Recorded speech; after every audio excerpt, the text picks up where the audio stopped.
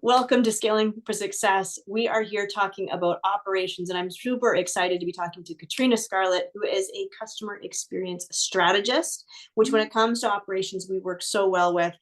We were just talking off screen, and we were talking about the 5 pillars, the culture and team, and we were talking about service, we were talking about offer stack, and operations and processes and customer journey, and how important from an operations standpoint and a customer journey and experience standpoint some of these different pieces are and how they all fit together.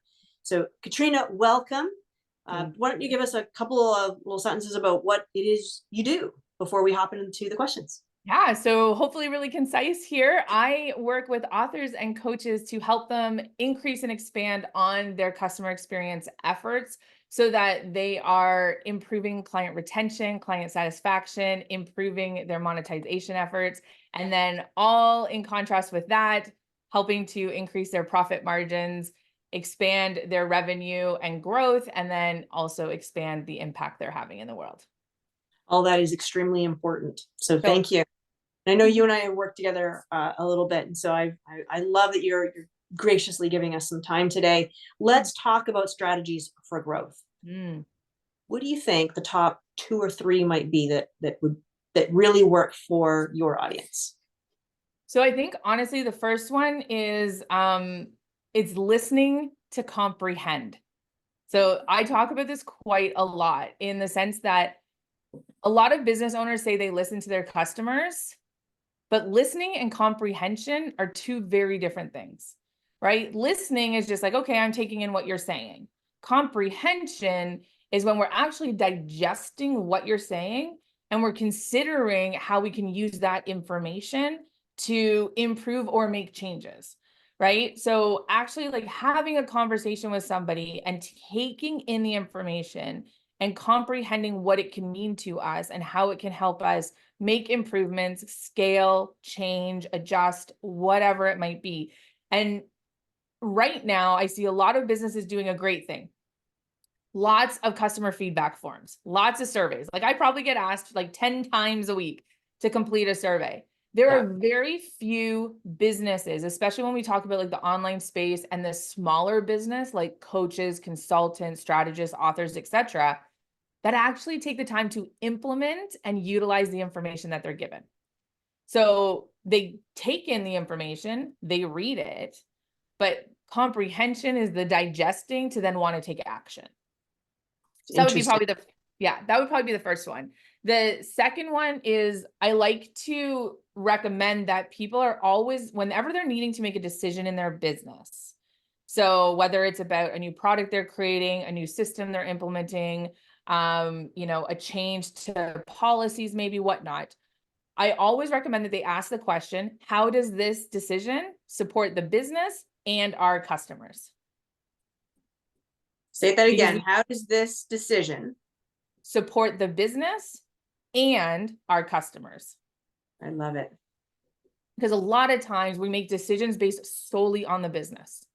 And then we make that decision and then we counteract whatever we need to then change things to help the customer, right? So maybe we pick a new software we're going to use. It's less expensive than what we previously used. That's the decision we made. We made the decision based on the fact that it's more cost effective.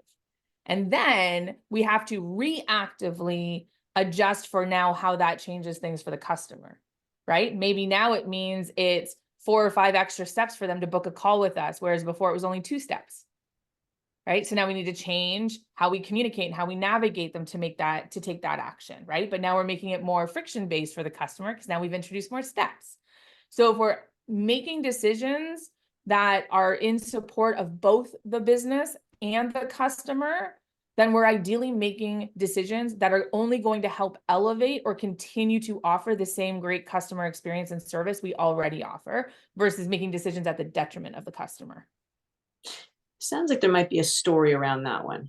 Oh my gosh, there's probably lots of stories.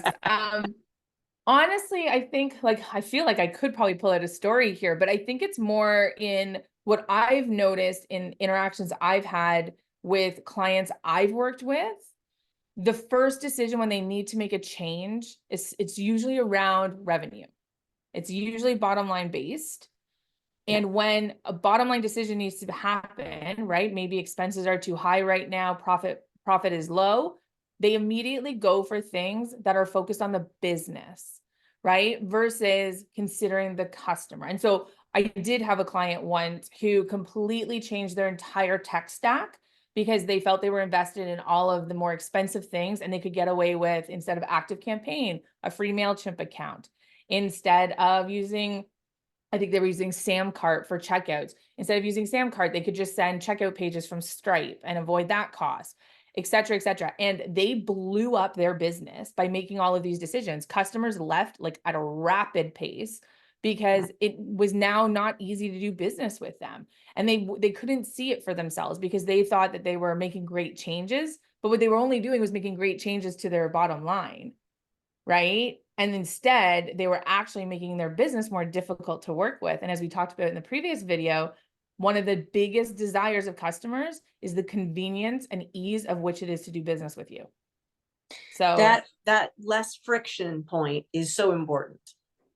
So important. So important.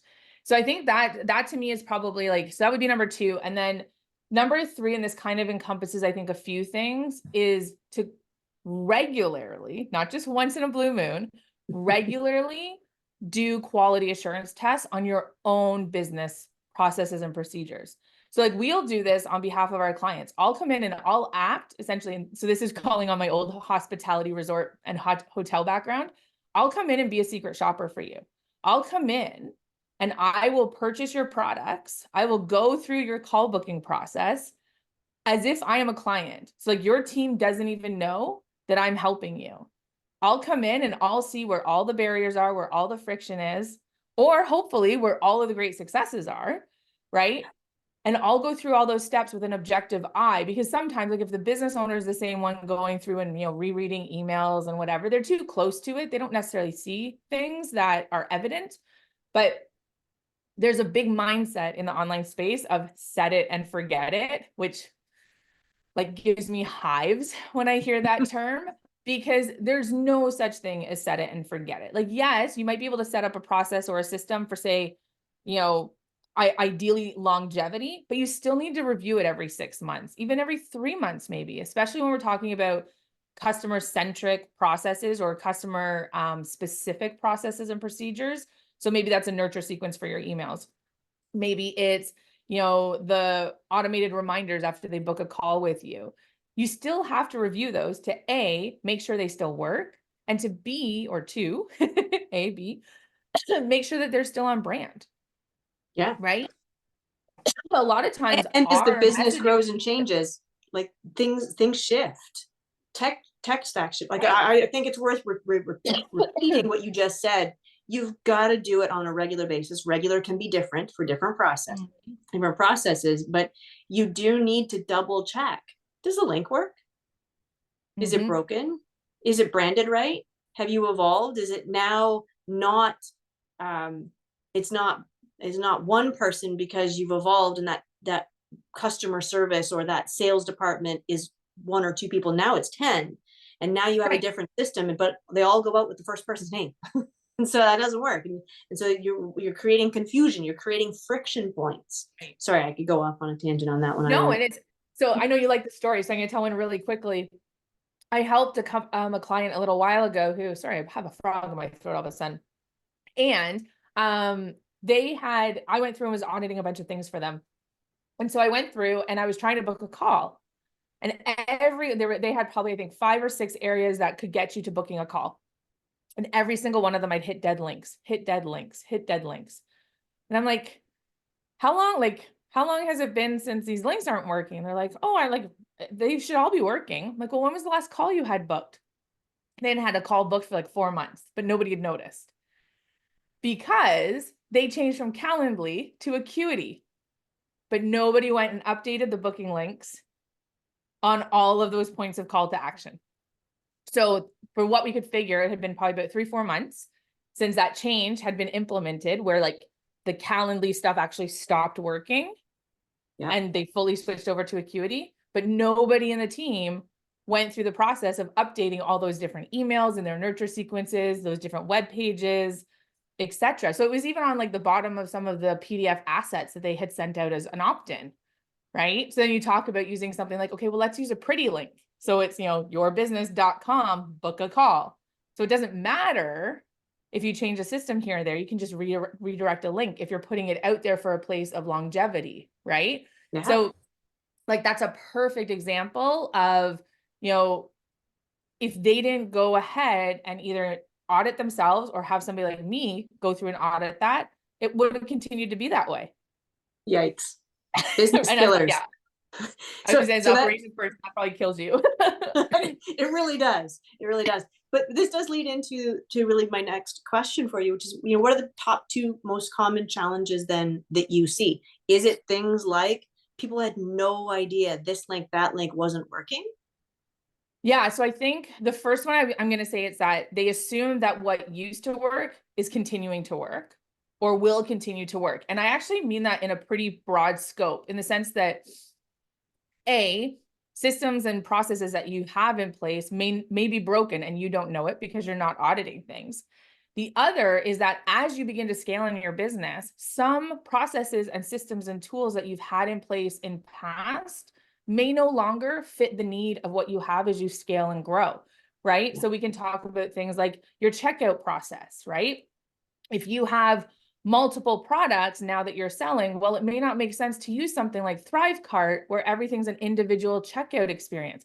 Maybe it makes sense to switch to something like Shopify where you can have a storefront and everything becomes more easily visible and people can buy multiple things at once versus one thing at a time, right? Or if you're, say, maybe growing like a mastermind program or, a group program, and you have previously offered it for a max of 10 and now you're shifting to a max of 50, well, you're going to have way more service requests. You're going to have way more emails coming in. So now maybe you need somebody to step into the role as more of like a group concierge, so that there's somebody dedicated to servicing those 50 people, because servicing 50 people in a group environment is very different than servicing 10 people in a group environment, right? So we don't allow our systems and our processes to scale with us. We just assume that what's been working will continue to work. So it's kind of like two facets to that one.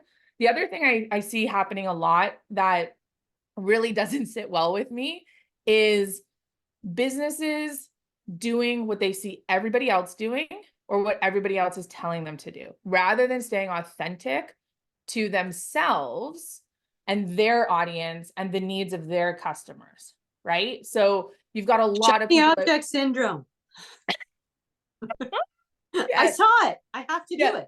Yes, exactly. Or, there's a lot of influencers out there who are talking about certain processes and certain approaches to marketing and selling, and they may work really well for this person over here, but they may not work well for you, right? Like I have one client who does an amazing job, not the right word, but is having amazing success with some sales tactics that I would never do in my business because they're just not aligned with my authenticity, where my customers are at, and what feels good to my moral approach, right? Like my own moral compass. So, but if I adopted that flow and that process that he goes through for his sales and marketing, simply because I see it working for him, it could have a completely opposite effect for my business, because our businesses are not the same. And there's so many people out there giving canned advice, especially around sales and marketing, thinking that this company over here who made $1 million in their first 6 months, that all the strategies and tactics that they implemented are going to work for the same business over here. And it's so not true. So you see a lot of people investing heavily in these certain strategies and then being like, well, why doesn't it work? Because it's not congruent and authentic to you and your business and your customers. That piece is really important. And even if we go beyond the authenticity piece, the thing that always bugs me about some of this, whether it's operations gurus or marketing gurus or whatever it is that they put out their book, their plan, their SOP, their whatever. But it only works with the following assumptions. Right. The assumptions are rarely talked about though. And you're like, well, how come that doesn't work? Well, how come they got this number? And the other thing I don't love is those vanity metrics. right? I made $1 million. Yeah, but you didn't tell them it took you 2 million to make the million. Right. So it really didn't. Where's Right. the rest of the story behind what you're actually telling me? And being authentic to who you are is really important. And so I'm gonna stop going off on my soapbox because I could get up there for hours. Together we could be there for a day. We could. Katrina, this was great. Thank you so much. I know this is the second in our videos. Cannot wait to talk about measuring, speaking about KPIs, measuring the customer experience in our next conversation, our next video. I'm See you excited. soon.